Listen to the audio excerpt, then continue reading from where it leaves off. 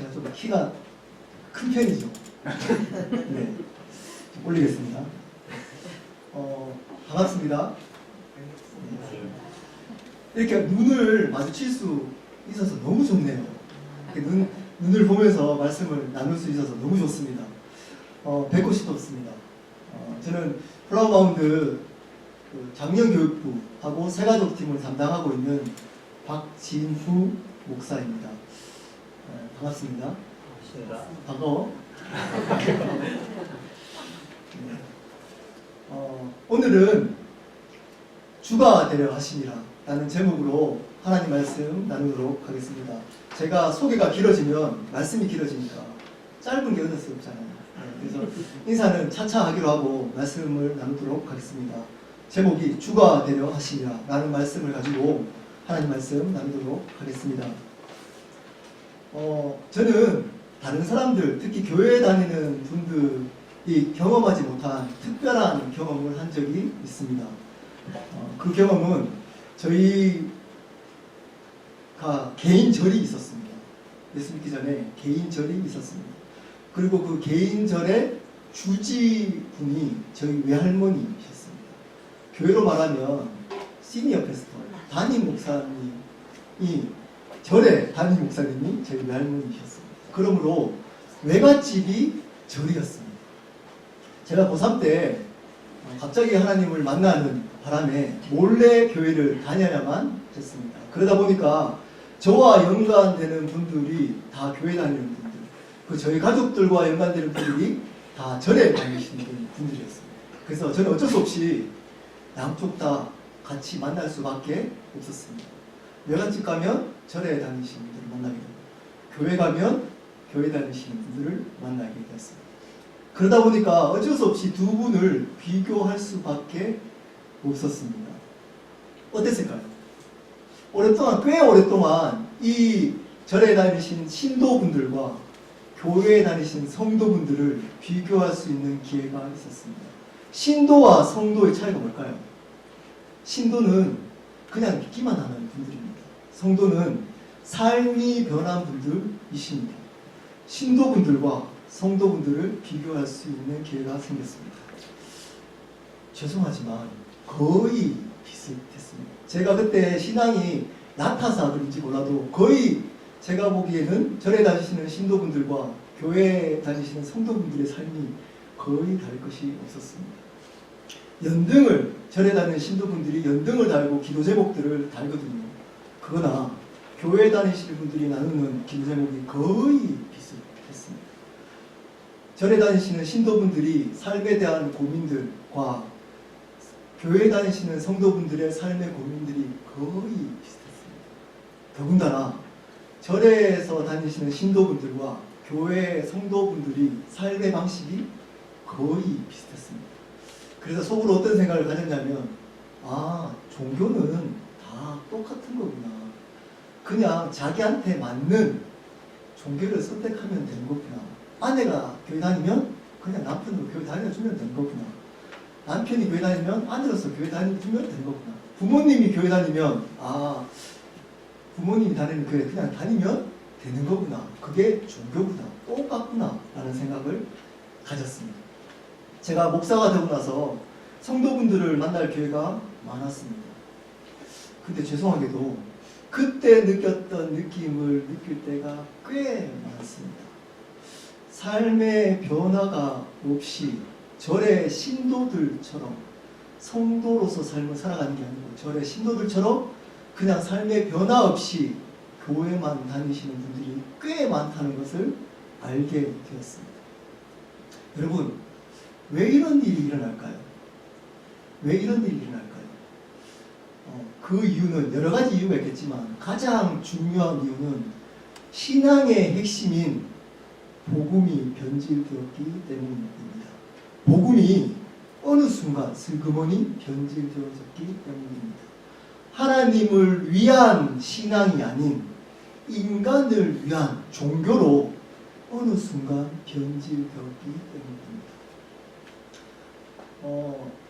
제가 어릴 때는 제 어릴 때 가장 큰 꿈 중에 하나가 뭐였냐면 나이키 신발을 사는 거였습니다. 신고 다니는 거였습니다.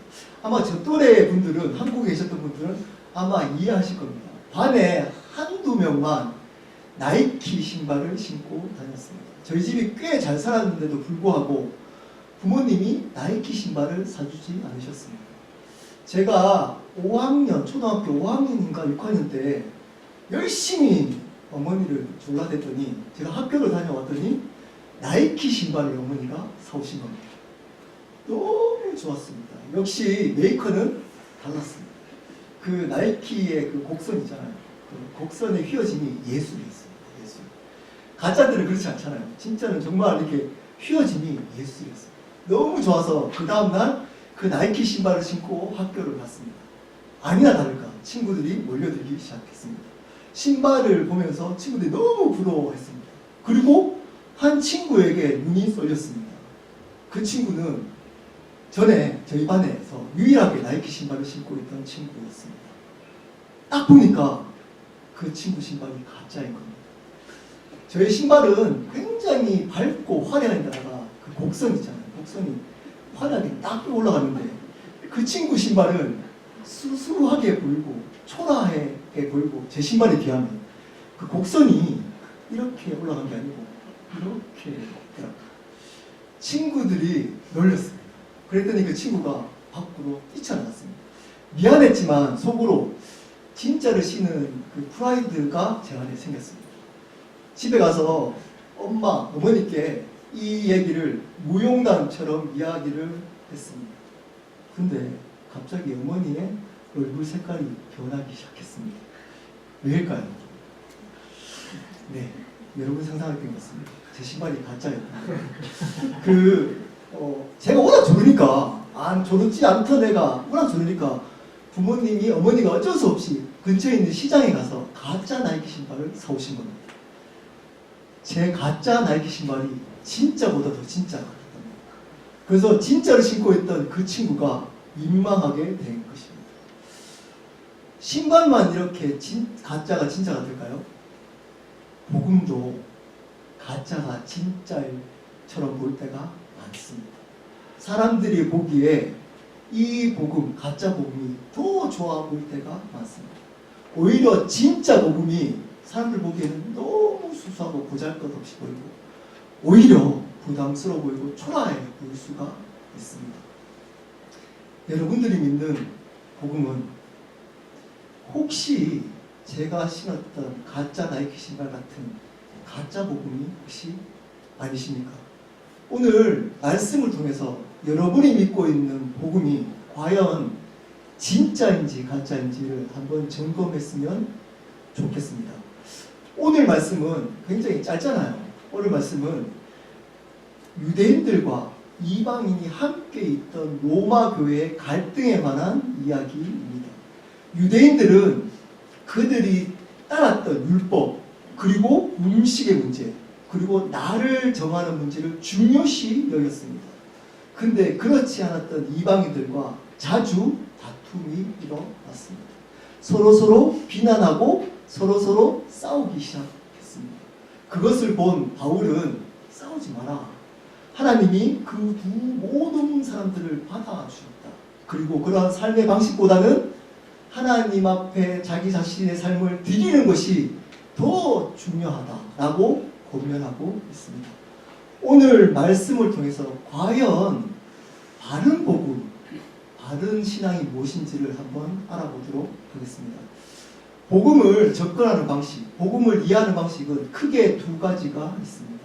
첫 번째는 인간 중심적으로 복음을 이해하는 것이 있습니다. 인간 중심으로 복음을 이해하는 것이 있습니다. 두 번째는 뭘까요? 하나님 중심으로 복음을 이해하는 것이 있습니다. 첫 번째는 인간의 관점, 인간의 중심으로 복음을 이해하고 가르치는 겁니다. 인간을 위한 복음입니다. 인간으로부터 시작되었습니다. 신앙이 아니고 기독교라는 종교, 여러 종교 중에 기독교라는 종교입니다. 인간으로부터 시작되었고 인간을 위하기 때문에 인간으로부터 오는 생명만 있습니다. 영원하지 않는 생명. 절대 영원한 생명이 그 결말을 있을 수가 없습니다. 가짜입니다. 유사 복음입니다. 오늘 7절 말씀 우리 한번 볼까요? 7절 말씀 우리 함께 읽어보도록 하겠습니다. 7절입니다. 시작. 우리 중에 누구든지 자기를 위하여 사는 자가 없고 자기를 위하여 죽는 자도 없도다.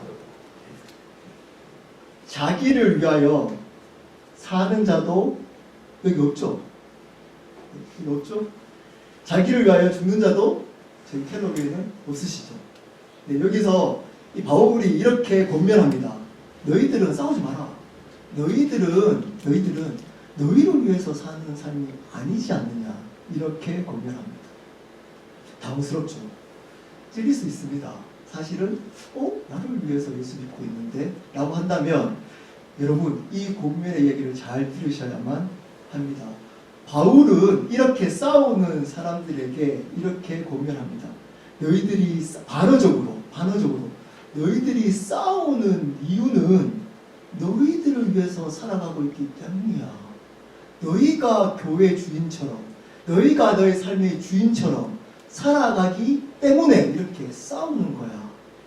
반대로 어떤 사람이 있다는 거죠? 이렇게 자기를 위하여 사는 사람도 있지만 자기를 위하여 사는 자도 없고, 근데 어떤 사람이 있다고요? 자기를 위하여 사는 사람도 있다는 겁니다. 교회 안에 자기를 위하여 사는 자도 교회에 있다는 겁니다.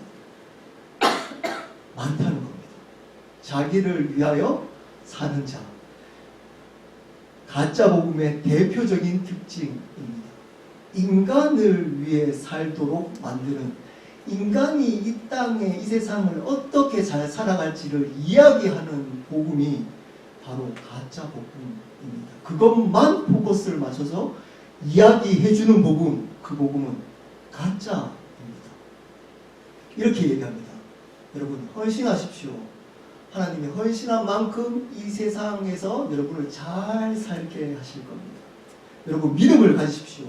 믿음을 가지면 믿음을 가지는 만큼 여러분 안에 있는 이 세상에 살아갈 때 모든 복들을 누릴 수 있을 겁니다. 여러분 기도 열심히 하십시오. 기도 열심히 하는 만큼 하늘의 복이, 여러분 이 세상에 살아갈 때 하늘의 복이 부어질 겁니다. 라는 것을 이야기합니다. 맞는 얘기 같잖아요. 한 파트인데 이것만 강조하고 이야기합니다. 그리고 은혜를 받았다 라고 할 때 자기가 원하는 것을 받았을 때만 은혜를 받았다 라고 표현합니다. 왜냐? 주인이 자기이기 때문입니다. 주인이 인간이기 때문입니다. 어느 순간 이러한 복음이 슬그머니 교회 안에 흘러 들어왔습니다. 이것은 가짜입니다. 물론 복음을 제대로 믿으면 결과적으로 우리의 삶은 행복하고 기쁘고 풍성해질 수 있습니다. 결과적으로. 결과와 목적을 바꾸면 안 됩니다. 그것이 목적이 아닙니다. 우리의 삶을 잘 살아가는 것이 복음을 주신 목적이 아닙니다. 목적은 하나님을 위해서 있습니다. 우리 에베소서 1장 4절 말씀 우리 한번 볼까요? 에베소 4장 1장 4절 말씀, 에베소서 1장 4절 말씀입니다. 우리 한 목소리로 한번 읽어보도록 하겠습니다. 시작. 곧 창세전에 그리스도 안에서 우리를 택하사 우리로 사랑 안에서 그 앞에 거룩하고 흠이 없게 하시려고. 여기서 택하다 라는 단어는 다른 언어에서 없는 과거형 중간태라는 어법을 썼습니다. 중간태. 자, 이 뜻은 뭐냐 하면 그 행위가 다시 행위자에게 돌아가는 겁니다. 행위의 유익이, 혜택이 다시 행위자에게 돌아오는 것입니다. 자, 그 말을 근거로 택한 목적, 택함의 유익이 누구한테 돌아야 된다고요? 하나님께 다시 돌아와야 된다는 겁니다. 하나님이 우리를 택하신 이유, 우리를 구원하신 이유가 누구한테 있다고요? 하나님을 위해서 있다는 겁니다. 그래서 바울은 1장에서 3번씩이나 반복합니다. 6절, 12절, 14절입니다. 우리 한번 보실까요? 6절, 12절, 14절입니다. 6절만 읽어보도록 하겠습니다. 시작. 이는 그가 사랑하는 자 안에서 우리에게 거저주시는 바 그의 은혜의 영광을 찬송하게 하려는 것이라.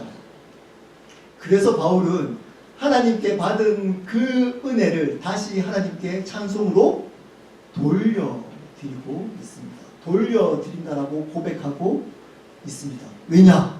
하나님이 우리를 택한, 바울을 택한 그 목적이 하나님을 찬송하기 위함이기 때문입니다. 복음의 목적은 하나님을 찬송하기 위함입니다. 이 복음이 두 번째 관점의 복음입니다. 하나님의 관점, 하나님의 중심으로 바라보는 복음의 관점입니다. 이것은 하나님으로부터 시작되었습니다. 하나님을 위해서 존재하는 복음입니다. 하나님의 나라를 세워가는 복음입니다. 주인이 하나님입니다. 신앙입니다. 종교가 아닙니다. 우리 다시 14장 8절 9절 말씀 우리 한번 보도록 하겠습니다. 14장 8절 9절입니다. 우리 한 목소리로 8절 9절 말씀 읽어보도록 하겠습니다. 시작. 우리가 살아도 주를 위하여 살고 죽어도 주를 위하여 죽나니 그러므로 사나 죽으나 우리가 주의 것이로다. 이를 위하여 그리스도께서 죽었다가 다시 살아나셨으니 곧 죽은 자와 산 자의 주가 되려 하십니다. 곧 죽은 자와 산 자의 주가 되려 하십니다. 살아도 주를 위하여 살고 죽어도 주를 위하여 죽나니 그러므로 사나 죽으나 우리가 누구의 것이라고요? 하나님 주의 것입니다. 이 주님의 것으로 만들기 위해서 하신 일이 뭐라고요? 예수님이 그리스도께서 십자가에 죽었다가 다시 부활했답니다. 그 목적이 뭐라고요? 마지막에 나옵니다. 곧 죽은 자와 산 자의 주가 되려 하십니다. 이 땅에 존재하지 않는 죽은 사람들과 지금 이 땅에 존재하는 산 사람들을 포함해서 모든 사람들의 주인, 주가 되기 위해서 십자가에 죽었다가 돌아가셨다가 부활하셨다는 겁니다. 이것이 진짜 복음의 목적, 이유입니다. 이것을 향해서 가는 복음이 진짜 복음입니다. 그분을 주로 고백하는 복음, 예수님을 주로 섬기는 복음, 그 복음이 진짜 복음입니다. 성경은 너무 많은 부분에 이 얘기를 지속적으로 끊임없이 하고 있습니다. 신약 성경에 예수님이라는 단어가 몇 번 정도 나올까요? 919번이 나옵니다. 근데 그 예수님을 소개할 때 주라고 소개하는 부분이 몇 번 정도 나올까요? 그리고 한 몇 번 정도 나올까요? 719번이 나옵니다. 예수님을 주라고 소개하고 있는 신약 성경은 719번이 나옵니다. 70% 이상이 예수님을 주라고 고백하고 있습니다. 나머지는 그냥 예수님, 예수 그리스도, 아버지라고 고백하고 그 대부분은 그 예수님을 주라고 해요. 주 예수를 믿으라. 예수를 주로 시인하며. 근데 어느 순간 사단이 이 주라는 단어를 슬그머니 빼버렸어요.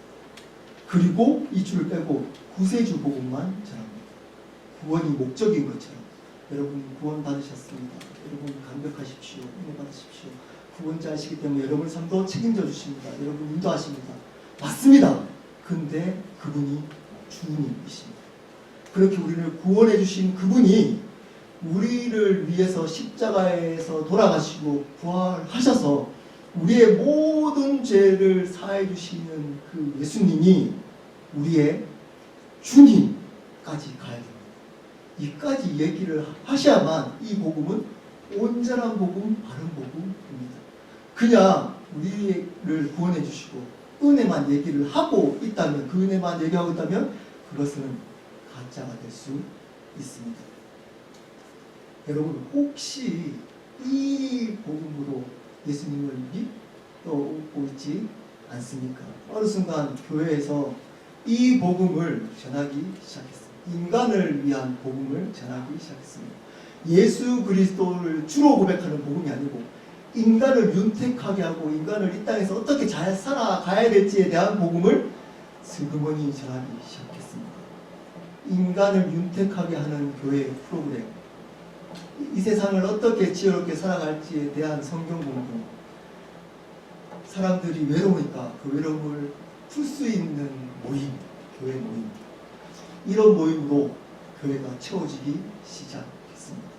거기에는 예수 그리스도가 주인되지 않고 인간이 주인되어서, 인간이 주인되기 때문에 10년 전에 죄를 지었던 그 죄를 지금도 여전히 짓고 있어도 아무 문제가 되지 않습니다. 왜 그럴까요? 인간이 주인이기 때문입니다. 10년 전에 가졌던 그 더러운 성격, 지금도 여전히 더러운 성격 살아가도 아무 문제가 되지 않습니다. 왜 그럴까요? 내가 주인이기 때문입니다. 10년 전에 드렸던 하나님에 대한 믿음이나 헌신, 그것이 지금도 똑같아도 아무 문제 되지 않습니다. 왜냐? 자기가, 인간이 주인이기 때문입니다. 이 복음이 어느 순간 슬그머니 교회 안에 들어왔습니다. 그래서 삶을 변화시킬 필요가 없습니다. 우리의 인간의 삶을 더 윤택하기만 하면 사람들이 많이 모이기 시작합니다. 여러분, 우리의 삶과 생명의 주인은 예수님이십니다. 우리의 삶과 생명의 주인은 예수님이십니다. 근데 사단은 속입니다. 창세기 때 인간을 유혹해서 인간을 주인의 자리에 앉히기에 성공했던 그 사단은 지금도 우리를 속이고 있습니다. 사단입니다. 여러분, 제가 사단이 속일 때 TV나 영화처럼 귀신처럼 속이지 않습니다. 무섭게. 여러분 착각하시면 안 됩니다. 그렇게 속이지 않습니다. 21세기에 맞게 속입니다. 어떻게 속일까요? 굉장히 젠틀하게, 부드럽게, 설득력 있게 속입니다. 제가 한번 속여보겠습니다. 제가 여러분 이걸 은혜 받으시면, 지금까지 얘기했던 말씀을 은혜 받으셔야 되는데 이걸 은혜 받으시면 안 됩니다. 제가 한번 속여보겠습니다. 여러분 힘을 내십시오. 여러분이 삶의 주체이십니다. 그렇게 자꾸 다른데 핑계대고 종교에 의지하려고 하고 어떤 상처로 말미암아 핑계대지 마십시오. 여러분, 부모님 핑계대지 마십시오. 여러분의 주인은 여러분이십니다. 힘을 내셔야 됩니다. 어떻게 예수님이 여러분 삶의 주인이 될 수가 있습니까? 그렇지 않습니까? 만약에 예수님이 주인이시라면 어떻게 지금 이런 일들이 우리 여러분 삶 가운데 일어날 수 있습니까? 예수님이 주인이시라면 어떻게 그때 그렇게 기도하고 힘들어할 때 주인이라는 그 양반은 어디에 있었습니까? 그냥 지켜보고만 있었습니까? 그분이 주인이십니까? 그런 주인을 여러분 섬기시면 큰일 납니다. 쫓지 마십시오. 여러분의 주인은 여러분입니다. 힘을 내십시오. 그냥 힘들 때 어느 정도 의지할 수 있는 수준으로 예수님을 의지하시면 아무 문제 없습니다. 여러분, 여러분이 있고 예수님이 있지, 가족이 있고 예수님이 있지, 어떻게 예수님이 먼저고 여러분이 뒤입니까? 그럼 여러분이 없어집니다. 여러분의 꿈이 없어집니다. 그럼 이 땅을 살아가면서 어떤 희망이 있습니까? 그렇지 않습니다. 여러분이 주인이십니다. 힘내십시오. 여러분이 주인이십니다. 그렇지 않습니다. 그렇지 않습니다. 그렇지 않습니다. 여러분, 그렇지 않습니다. 절대 그렇지 않습니다. 많은 사람들이 여기에 그렇다고 생각합니다. 그 얘기에 공감합니다. 예수님은 그냥 우리의 삶에 문제가 있을 때 우리의 삶을 도와주는 분으로만, 그리고 그냥 주머니에 구원을 집어넣었다가 나중에 마지막 죽을 때 두렵잖아요. 그때 한번 꺼내서 그분을 한번 사용하는 예수님이 나의 구세주신 그 용서를 믿습니다. 아멘. 그래서 천국 가는 수단으로만 예수님을 받아들이도록 사단은 계속적으로 속입니다. 속고 있지 않습니까? 그분은 절대 수단되지 않습니다. 예수님은 목적만 되십니다. 그분은 우리의 삶에 수단되지 않습니다. 우리 삶의 목적만 되십니다. 그분을 향해서 갈 수 있는 것은 되지만 그분을 수단화해서 우리의 삶을 풍성하게 만드는 분은 아닙니다. 왜일까요? 그분은 우리 삶의 주가 되시기 때문입니다. 그분이 주님이십니다. 우리 삶이 어떠하든 간에 그분은 우리의 삶과 생명의 주님이 되십니다.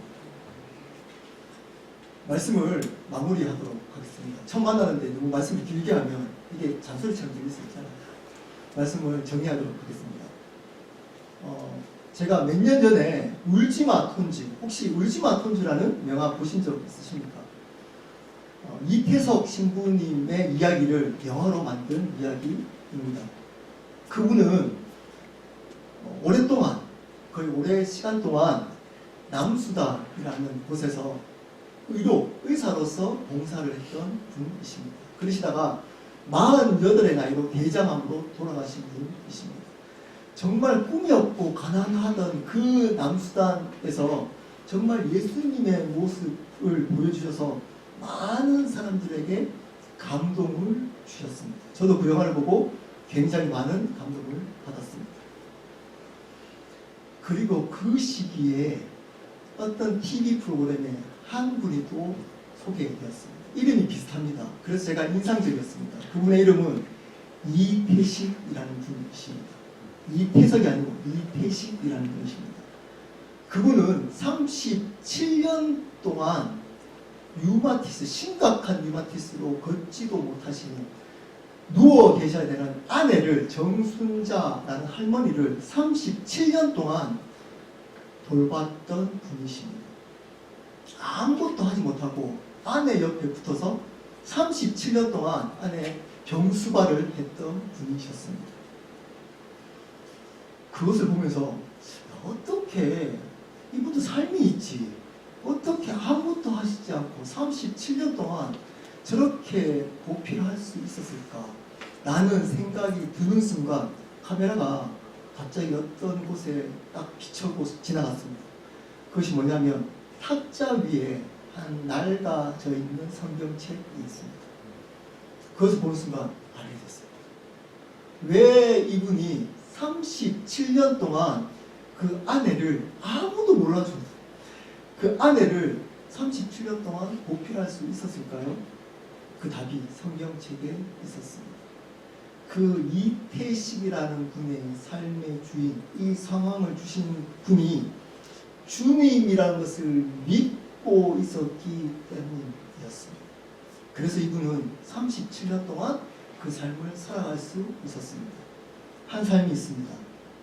평생을 어떻게 한 20여 년간을 남수단에서 많은 사람들을 살리고 많은 사람들에게 감동을 줬던 이태석이라는 신부님이 계십니다.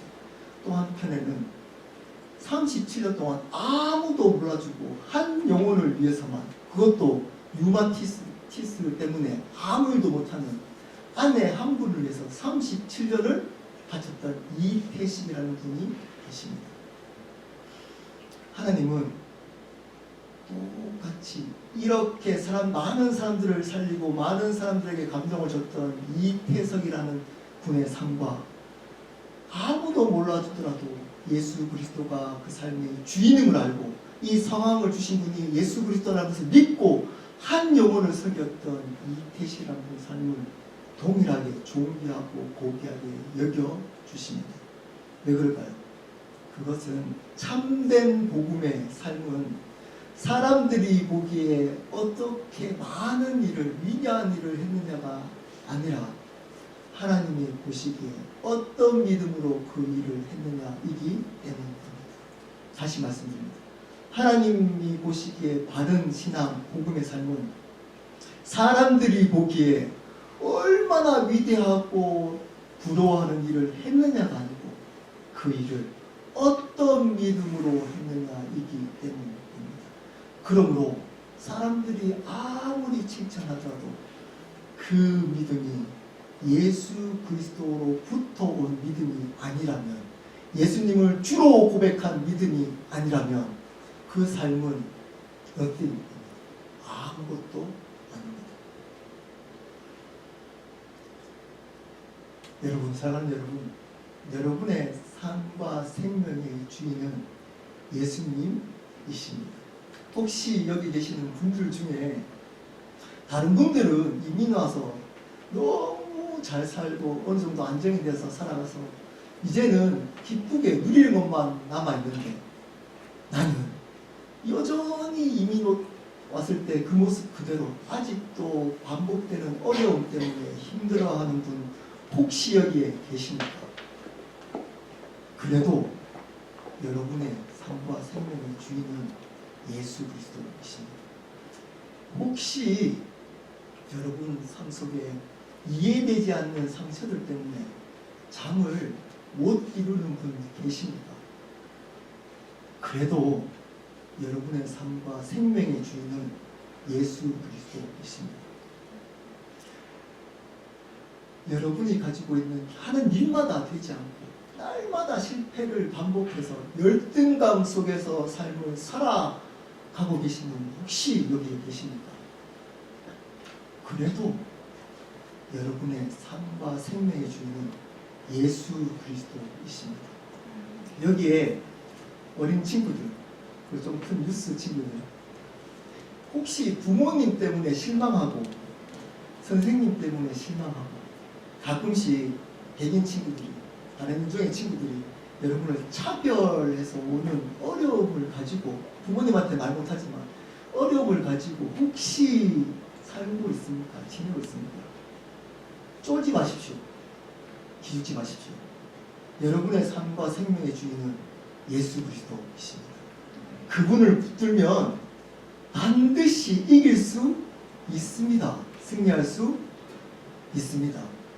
우리 켈러 교회가 사람들 보기에는 자그마한, 연약한, 보잘것없는 교회처럼 보일 수 있지만 이 믿음을 붙드신다면 하나님 보시기에 켈러 교회는 위대하고 존귀한 교회가 됩니다.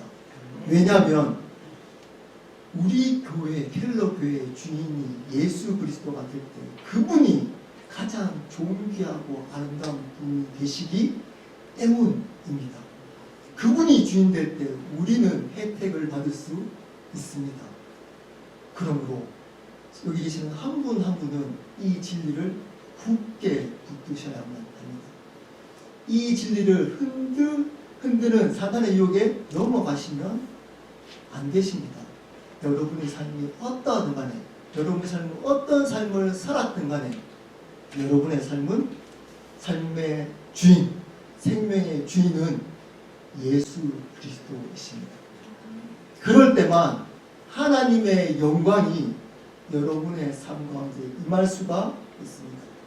그럴 때만 하나님의 온전한 역사가 여러분의 삶에 임할 수가 있습니다. 경험할 수 있습니다. 그것이 우리 믿는 자의 이 땅을 살아갈 때 가장 큰 복입니다. 여러분, 이 삶을 저와 함께 살아가지 않겠습니까? 이 삶을 열심히 살아가지 않겠습니까? 그러면 하나님 보시기에 위대하고 존귀한 삶이 됩니다. 우리 함께 기도하도록 하겠습니다. 혹시 말씀을 들으시면서 성령께서 어떤 우리 마음에 말씀한 것이 있다면 그것을 붙들고 기도했으면 좋겠습니다. 소리 내지 않아도 괜찮습니다. 잠시 함께 기도하고 제가 마친 기도하고 마치겠습니다. 기도하시겠습니다.